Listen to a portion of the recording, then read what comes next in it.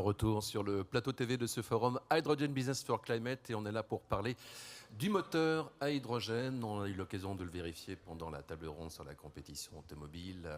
C'est une des options avec lesquelles il faut compter. On va en parler plus spécifiquement avec deux invités en plateau. Nous avons Loïc Commal pour Oreca. Bonjour. Laurent. C'est l'écosystème de Magny-Cours qui est présent. Lionel Martin, Bosch Engineering. Bonjour à vous, merci. Bonjour.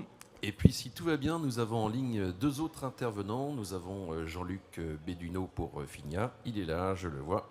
Coucou Jean-Luc, on vous retrouve tout à l'heure. Et on retrouvera dans un instant également Fabrice Fouché qui représente donc l'université d'Orléans. Alors, cette table ronde va concerner en fait à la fois la compétition automobile, mais on parlera également d'autres applications routières, off-road, tout ça pour montrer que finalement il y a plusieurs applications possibles.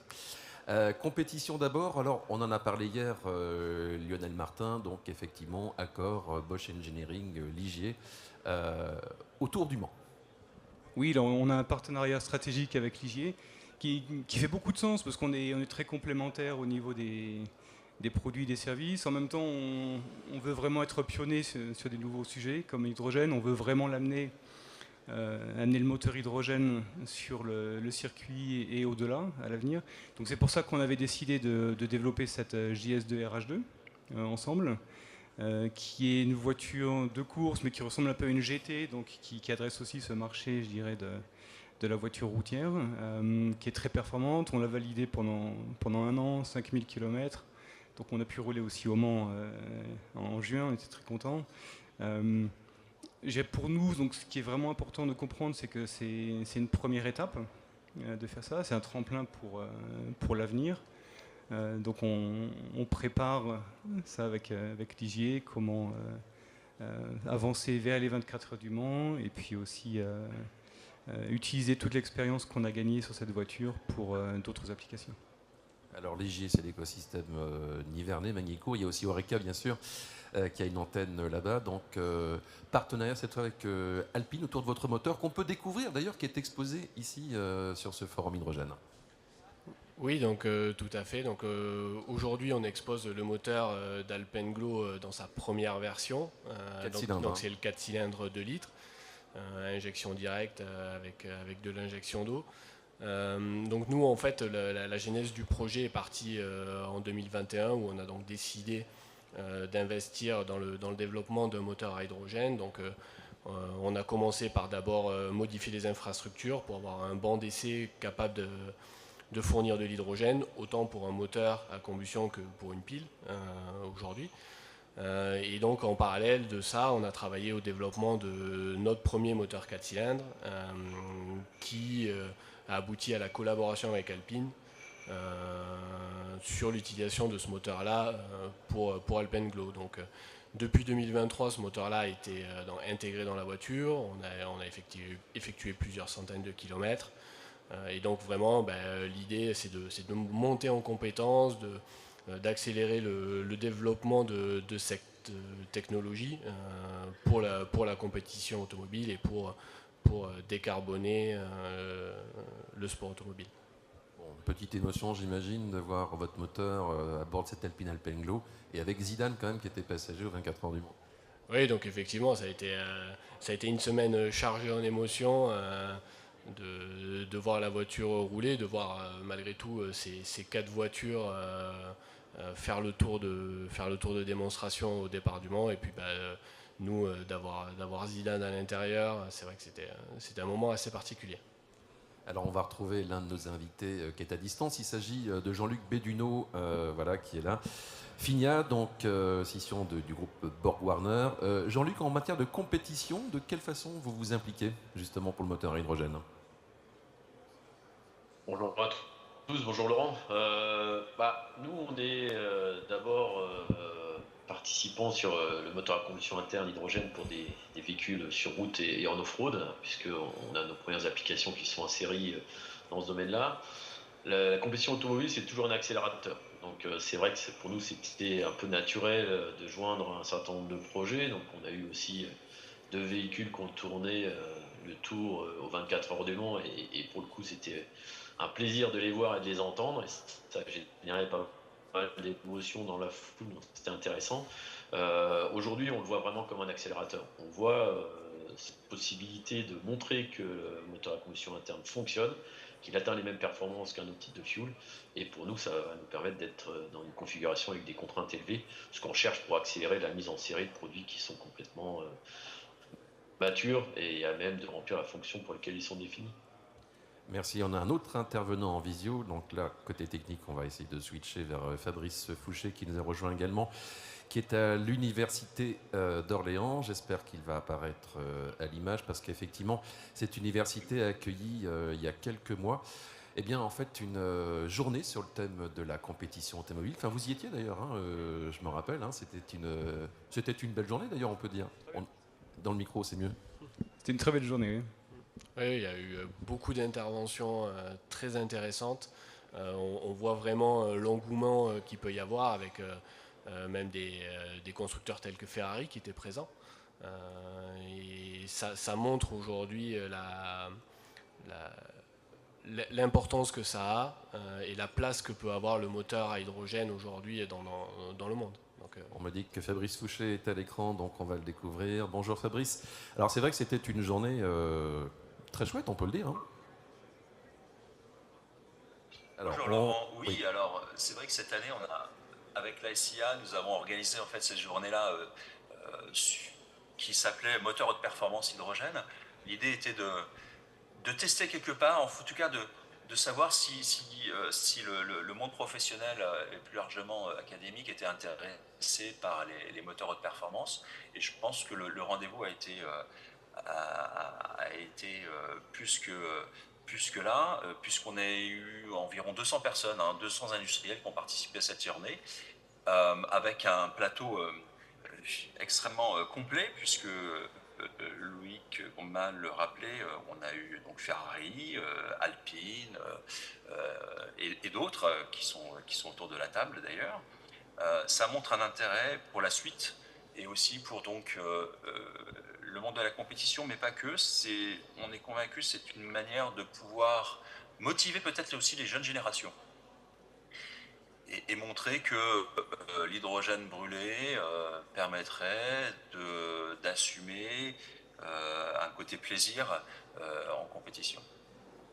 Merci. Alors, on a parlé endurance, mais c'est vrai que du coup, il y a d'autres formes de compétition. Peut-être Formule 1 à terme avec un moteur à hydrogène. Il faudra demander à la FIA. Effectivement, on entend des idées. Oui. En tout cas, vous ne seriez pas contre? Non. On est déjà très actif en Formule 1 et on aimerait bien y rester, hein, c'est sûr. Non, mais c'est vrai qu'il y a d'autres compétitions aujourd'hui qui sont, entre guillemets, pas à l'étude, mais ouvertes. Hein. Nous, aujourd'hui, à la base, notre projet était pour le Paris-Dakar, qui avait clairement annoncé une feuille de route sur des énergies décarbonées, donc électriques, piles, moteur à hydrogène. Alors, forcément, il y a toujours un peu de décalage parce qu'il faut que le temps que les technologies deviennent matures, mais oui, et clairement, justement, au SIA à Orléans, il y a eu une intervention de la FIA en disant qu'il y avait plusieurs pistes de réflexion comme le WRC, l'endurance, la F1. Donc oui, on espère que cette technologie verra le jour dans d'autres disciplines que l'endurance.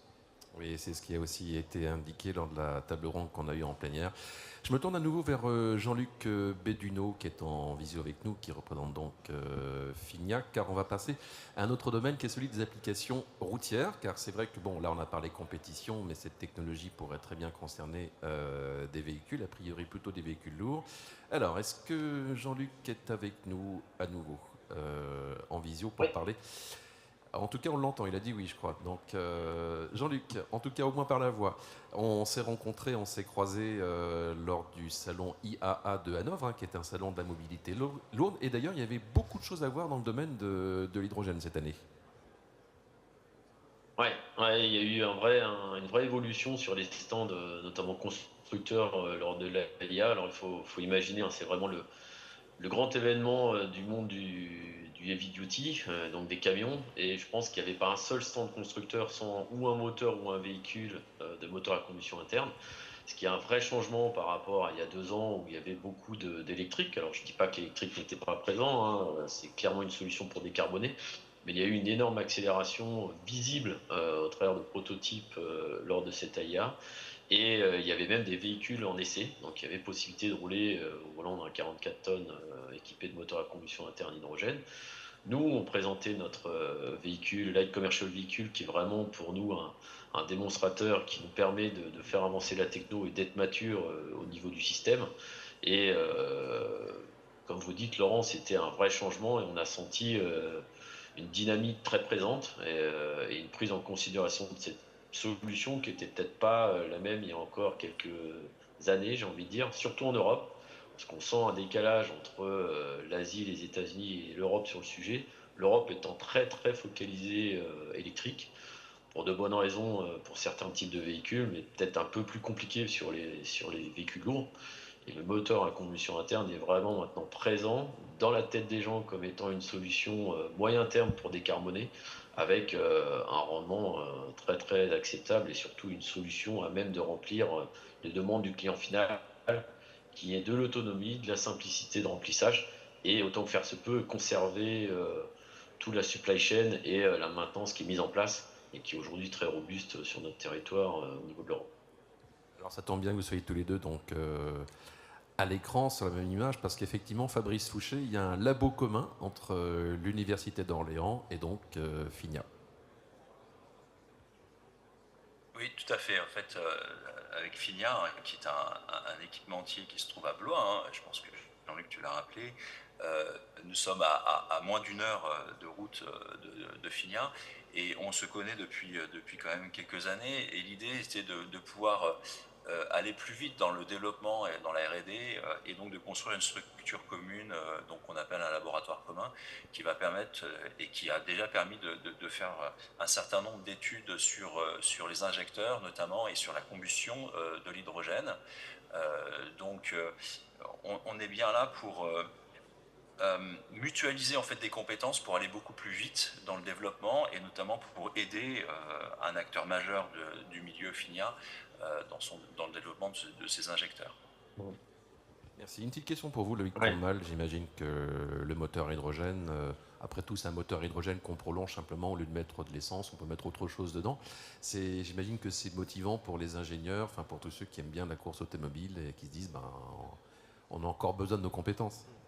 Oui, alors en fait, c'est vrai qu'on pourrait penser qu'il ne va pas y avoir grand-chose parce qu'on on remplace l'essence par de l'hydrogène, mais la combustion de l'hydrogène est complètement différente de la combustion essence et donc ça apporte beaucoup de nouveaux challenges en termes de combustion, d'analyse et de contrôle justement. Donc il y a plein de nouvelles choses intéressantes et ça redonne beaucoup d'attrait sur le développement de moteurs à combustion. Donc moi j'ai trouvé que ça donnait un vent de fraîcheur parce que il fallait sortir de entre guillemets, de notre zone de confort. Il a fallu aller explorer de nouvelles choses et ça relance plein de choses et je pense que comme disait Fabrice, ça peut motiver les jeunes étudiants à venir dans ce domaine et à creuser. Alors pour terminer, une question pour vous, Lionel Martin. Donc, les applications routières vues par Bosch Engineering, est-ce que tout ce savoir-faire sur le moteur à hydrogène, ça pourrait arriver un jour sur des véhicules routiers ? Oui, donc finalement Bosch Engineering, nous sommes actifs pratiquement dans tous les types d'applications. C'est vrai, donc Bosch Motorsport est une entité dans le groupe Bosch Engineering. C'est vrai qu'aujourd'hui on se focalise beaucoup sur la haute performance. Donc d'abord amener cette solution au Mans. Et ce qui pour nous très important, c'est ensuite de l'amener sur la route dans des voitures de sport performantes. C'est un peu notre vision. Donc c'est pour ça que le V6 que nous avons développé, alors c'est un moteur de base de série, très important. Nous l'avons modifié en fait très simplement et nous arrivons déjà aujourd'hui à 600 chevaux en 3 litres. Donc qui montre vraiment le potentiel et on pense en continuant le développement, environ des 20% de plus en puissance. Donc ça, c'est le côté performance. Et on a, en fait, je dirais, pour amener vraiment cette solution sur la route, on a vraiment 3 axes de développement sur lesquels nous travaillons activement. Le premier, c'est l'injection, avec des nouveaux injecteurs. Le deuxième, c'est, je dirais, en soi, comment homologuer ce type de moteur. Donc on travaille sur le post-traitement des gaz d'échappement. Et le troisième sujet, qui est peut-être maintenant le plus important, c'est comment en fait, améliorer vraiment le stockage d'hydrogène dans une voiture sportive en gazeux. Donc ça, c'est un sujet qui nous occupe beaucoup aujourd'hui, et on espère vraiment, avec ce set de solutions, avoir après une voiture sportive sur route qui fait plaisir. Merci à vous, nos 2 invités en plateau, donc Lionel Martin pour Bosch Engineering, Loïc Cammal pour Oreca, et puis je remercie également nos 2 orateurs à distance, Jean-Luc Bédino pour Finia et Fabrice Fouché pour l'Université d'Orléans. Merci à vous, à bientôt sur le plateau TV.